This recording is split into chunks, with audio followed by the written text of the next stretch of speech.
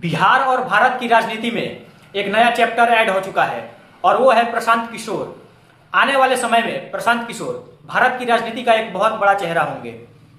कल बिहार के बांकीपुर में हुए उपचुनाव का रिजल्ट आया, जिसमें प्रशांत किशोर ने बीजेपी के कैंडिडेट को 20,000 वोटों से हराया। ये चुनाव सिर्फ एक सीट का नहीं था। चुनाव बिहार के बांकीपुर सीट पे हुआ, जो कि बीजेपी की सबसे हॉट सीट मानी जाती है, क्योंकि ये सीट बीजेपी के राष्ट्रीय अध्यक्ष यानी कि मोदी जी के बॉस नितिन नवीन की सीट थी।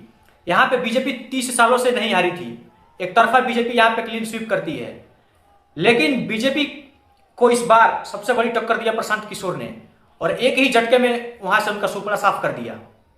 ये दिखाता है कि बिहार की राजनीति को एक नया विकल्प मिल चुका है। लोग अब बीजेपी और कांग्रेस छोड़ एक नए विकल्प की तलाश में थे, जो कि जन स्वराज के रूप में उन्हें मिल चुका है। यूपी और बिहार की पॉलिटिक्स में अक्सर कहा जाता है, you don't cast your vote, you vote your caste, जिसको पूरी तरीके से गलत साबित कर दिखाया प्रशांत किशोर ने। प्रशांत किशोर ने लोगों को जाति धर्म से ऊपर उठ के वोट करने को कहा और लोगों ने किया। प्रशांत किशोर ने बताया कि मुद्दे क्या होने चाहिए चुनाव में। बिहार में मुद्दा एजुकेशन का हो, हेल्थ का मुद्दा हो, डेवलपमेंट का मुद्दा हो, माइग्रेशन का मुद्दा हो, इन इशू पे बात होनी चाहिए, इनके ऊपर चुनाव लड़ा जाना चाहिए। और बिहार की पॉलिटिक्स को एक नई दिशा दी प्रशांत किशोर ने।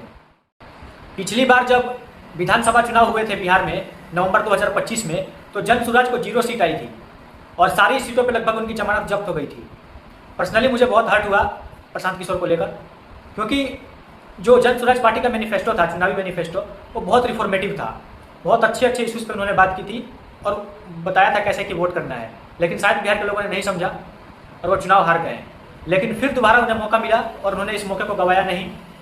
इस बार प्रशांत किशोर खुद मैदान में उतरे और चुनाव लड़े और अभी यहाँ से ऐसा लग रहा है कि अब बिहार की राजनीति एक अच्छी दिशा में जाएगी। बिहार में एक अच्छी पॉलिटिक्स होगी जो कास्ट और रिलीजन से ऊपर उठ के होगी।